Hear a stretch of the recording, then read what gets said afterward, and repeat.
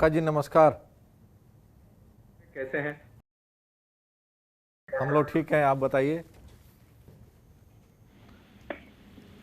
पंकज जी, आप नोएडा से विधायक हैं। नोएडा का मतलब एनसीआर का प्रतिनिधित्व करना होता है और लॉकडाउन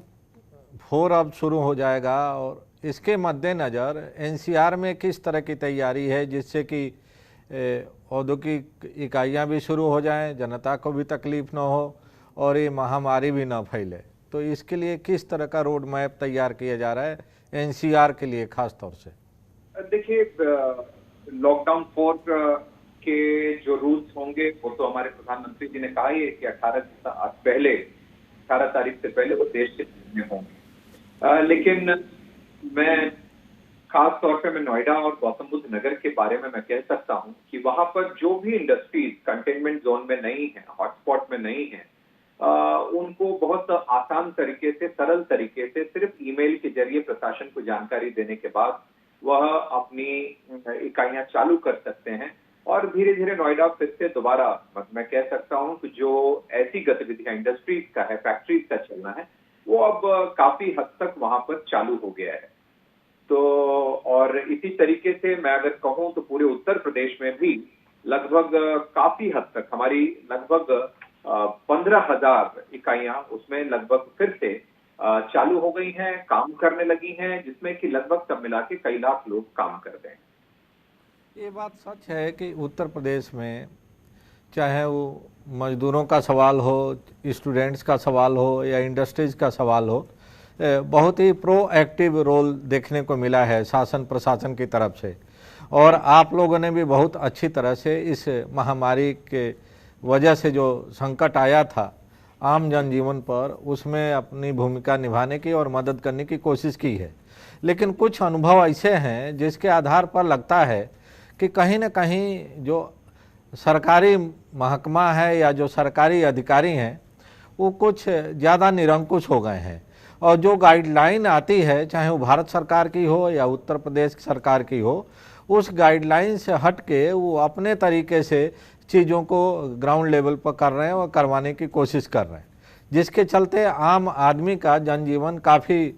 मुश्किल हो गया है। तो क्या इसको लेके कोई चिंतन चल रहा है आप लोगों के लेवल पर कि आम जनता को ईज ऑफ लिविंग का जो नारा है सरकार का, प्रधानमंत्री का, आप लोगों का, उसके तहत आम जनता की ज़िंदगी थोड़ी आसान बनाई जाए, जो कि पहले से ही इतनी परेशान है और डिस्ट्रेस और डिप्रेशन में है इस महामारी के चलते? जी बिल्कुल, देखिए, ये सच में ये बहुत ही असाधारण समय है और मैं बार बार कहता हूं कि असाधारण समय में, वक्त में अपनी तरफ से जो कोशिशें भी होनी चाहिए वो भी एक्स्ट्राऑर्डिनरी होनी चाहिए, असाधारण होनी चाहिए। और मैं इतना अपने मुख्यमंत्री जी के बारे में मैं कह सकता हूं कि उन्होंने बहुत साफ निर्देश पहले दिन से ही प्रशासन को भी और सभी लोगों को दिया है कि जो भी एक्शन हो, जो भी काम हो, वह जनता के हित को ध्यान में रखते हुए हो, लोगों की सुरक्षा को, लोगों के स्वास्थ्य को ध्यान में रखते हुए ही होना चाहिए। और मैं कम से कम उत्तर प्रदेश के विषय में तो कह सकता हूं कि यहाँ का प्रशासन मुख्यमंत्री जी का लगभग अक्षरशः उसको जमीन पर उतारने की कोशिश, उसका पालन करने की कोशिश हो रही है। जैसे कि मैं हमारे नोएडा एकदम दिल्ली के साथ में, दिल्ली देश की राजधानी है, साथ में लगा हुआ है। मैं और जिस तरीके से इन केसेस को रोकने की कोशिश हमारे यहाँ पर हुई है, गाजियाबाद के विषय में भी मैं कह सकता हूँ। मैं ये कह सकता हूँ कि काफी हद तक चीजों को, और जो कोरोना के प्रोटोकॉल्स हैं, जो रूल्स हैं, रेगुलेशंस हैं, उनका पालन करते हुए उसको ठीक से व्यवस्थित रूप से आगे बढ़ाने का काम उत्तर प्रदेश सरकार के द्वारा भी और हमारी प्रशासनिक व्यवस्था जो है उनके द्वारा भी किया गया है। और लोगों के जीवन में आपने सही कहा कि जो परेशानियां हो रही हैं, हॉटस्पॉट बना है, वो निकल नहीं सकते हैं, वहां पर कोई जा नहीं सकता है, तो मुश्किलें तो हैं। लेकिन प्रधानमंत्री जी ने जैसा कहा कि जान भी चाहिए, जहान भी चाहिए, ये दोनों की चिंता करनी चाहिए। तो हमारे यहाँ बहुत अच्छी व्यवस्था की गई है कि जिस तरीके से डोर स्टेप डिलीवरी का काम किया गया है, प्राधिकरण की तरफ से वेंडर्स के नाम भी टेलीफोन नंबर के साथ समय समय पर जारी करते रहते हैं।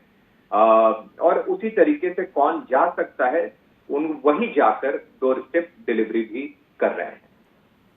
एक नए तरीके का तंत्र इस महामारी के बीच में पैदा हो गया है, खासतौर से नोएडा में और एनसीआर में, और वह गठबंधन और तंत्र है आरडब्ल्यूए और जिला पुलिस की मिलीभगत से एक नई तरीके की वसूली शुरू हो गई है, खासतौर से दुकानदारों से या आम नागरिकों से, जो लोग सड़क पर दिखाई देते हैं, जो शासन के नियमानुसार उनके गाइडलाइंस का पालन करते हुए जो अपनी दुकानें खोलना चाहते हैं, उनसे एक अलग तरीके का एक्सटॉर्शन बिजनेस शुरू हो गया है। और इसमें आरडब्ल्यूए के पदाधिकारियों को भी साथ में लेके और लोकल पुलिस इस काम को कर रही है। तो क्या आपके पास इस तरह का कोई फीडबैक है कि ये जो दुरुपयोग हो रहा है लॉकडाउन की आड़ में या महामारी की आड़ में, इसको रोका जाए और वेंडर्स से या दुकानदारों से जबरन वसूली न किया जाए उन क्षेत्रों में जहां की लॉकडाउन काफ़ी इफेक्टिव तरीके से लागू किया गया है? ऐसी कोई सूचना ऐसी तो नहीं है, और मैं इतना जरूर कह सकता हूं कि हमारे उत्तर प्रदेश में योगी आदित्यनाथ जी की सरकार जो सही है वही होगा, और जो भी गलत करता हुआ पाया जाएगा उसके ऊपर सख्त से सख्त कार्रवाई होगी। इतना तो मैं जरूर कह सकता हूं अपने मुख्यमंत्री जी के नेतृत्व के बारे में। अब एक नया आज आदेश सुनने को मिल रहा है कि मेडिकल स्टोर्स के जो मालिक हैं वो कह रहे हैं कि उनके पास एक निर्देश आया है स्वास्थ्य विभाग से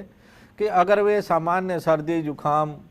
की दवाइयाँ बेच रहे हैं तो उसकी भी उनको लिस्ट मेंटेन करनी पड़ेगी। उन दवाइयों के खरीदने वालों का नाम, फ़ोन नंबर, एड्रेस लिखना पड़ेगा और रोज़ शाम को उसका विस्तृत रिपोर्ट स्वास्थ्य निदेशालय को भेजना पड़ेगा। अब एक तो पहले से ही जनता पैनिक है, उसमें काफ़ी अलग तरीके का एक फियर पैदा हो गया है, और ऐसे हालात में अगर कोई पैरासीटामॉल, क्रोसिन या एलेग्रा या एबिल इस तरह के एंटी एलर्जी, एंटी इन्फ्लुएंजा कोई दवाई खरीदने जा रहा है तो अब उसको मेडिकल स्टोर वाले अलग प्रताड़ित करना शुरू कर दिए हैं, और उनका कहना कि हमको तो स्वास्थ्य विभाग की तरफ से इंस्पेक्टर परेशान कर रहे हैं, तो हमारी मजबूरी है कि हम क्रोसिन भी नहीं बेच सकते बिना इन्वेंट्री चढ़ाए और पैरासीटामॉल। ये क्या है? इससे तो आम जनता और परेशान ही होगी जो कि 40 दिन 50 दिन से अपने घरों में कैद है। आपको नहीं लगता है कि इस तरह का जो फरमान है इसमें मैंडेटरी नहीं बनाना चाहिए शासन की तरफ से? अब देखिए वो आदेश क्या है एग्जैक्टली उसको अभी मैंने देखा नहीं है, लेकिन वो किस स्तर से तय हुआ है, वह प्रदेश से है, किस प्रदेश से है, किस केंद्र से है, यह अभी मैंने देखा नहीं है। लेकिन इसीलिए इस पर अभी मैं कोई बहुत कमेंट में नहीं कर सकता हूं। लेकिन मैं उत्तर प्रदेश के संबंध में मैं जो कह सकता हूं, कहूंगा कि जो भी निर्णय होगा वो बहुत ही जो एक्सपर्ट की राय लेने के बाद ही, और जो साइंटिफिक होगा, इन सब चीजों को रोकने के लिए आवश्यक होगा, वही निर्णय उत्तर प्रदेश की सरकार ले सकती है, लेगी। आपके जो पड़ोसी राज्य के मुख्यमंत्री हैं वो बहुत ही चमत्कारी मुख्यमंत्री हैं, और वे अपने मनमाने ढंग से हर काम करते हैं और उसके लिए जिम्मेदार वो जनता को ठहरा देते हैं। उनके पास एक व्हाट्सएप